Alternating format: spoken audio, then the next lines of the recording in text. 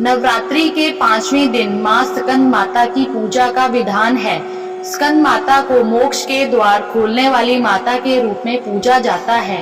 कहा जाता है कि स्कंद माता भक्तों की समस्त कामनाओं की पूर्ति करती है।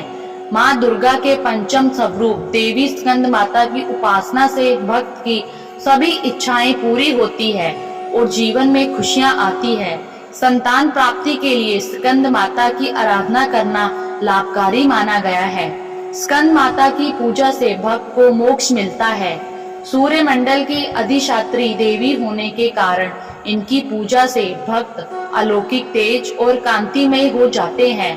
ऐसे में आइए जानते हैं मां के स्वरूप पूजा विधि के बारे में। मां स्कंद माता का स्वरूप मन को मोह लेने वाला है। इनकी 4 भुजाएं हैं, 2 हाथों में इन्होंने कमल लिए हैं। मां स्कंद माता की गोद में भगवान स्कंद बाल रूप में विराजित है। मां स्कंद माता का वाहन सिंह है। शेर पर सवार होकर मां दुर्गा अपने 5वें स्वरूप यानी स्कंद माता के रूप में भक्त जनों के कल्याण के लिए सदैव तत्पर रहती है। मां स्कंद माता की पूजा विधि। नवरात्रि के 5वें दिन सबसे पहले स्नान करें और स्वच्छ वस्त्र धारण करें। फिर घर के मंदिर या पूजा स्थान में चौकी पर स्कंद माता की तस्वीर या प्रतिमा स्थापित करें। इसके बाद गंगा जल से शुद्धिकरण करें। फिर एक कलश में पानी लेकर उसमें कुछ सिक्के डालें और उसे चौकी पर रखें।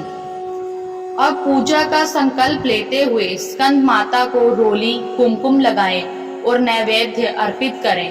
अब धूप दीपक से मां की आरती उतारें और आरती के बाद घर के सभी लोगों को प्रसाद बांटें और आप भी ग्रहण करें। स्कंद माता को नीला रंग बेहद पसंद है, इसलिए आप नीले रंग के कपड़े पहनकर मां को केले का भोग लगाएं। ऐसा करने से मां निरोगी रहने का आशीर्वाद देती है। एक पुरानी कथा के अनुसार कहते हैं कि एक तारकासुर नामक राक्षस था जिसका अंत केवल शिव पुत्र के हाथों ही संभव था। तब मां पार्वती ने अपने पुत्र स्कंद को युद्ध के लिए प्रशिक्षित करने के लिए स्कंद माता का रूप लिया था। स्कंद माता से युद्ध प्रशिक्षण लेने के बाद भगवान कार्तिकेय ने तारकासुर का अंत किया था। स्कंद माता हिमालय की पुत्री पार्वती है। इन्हें माहेश्वरी और गौरी के नाम से भी जाना जाता है।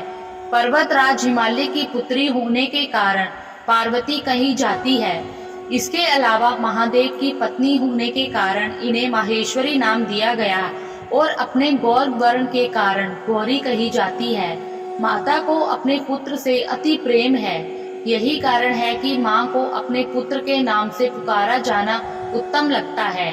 मान्यता है कि स्कंद माता की कथा पढ़ने या सुनने वाले भक्तों को मां संतान सुख और सुख संपत्ति प्राप्त होने का वरदान देती है।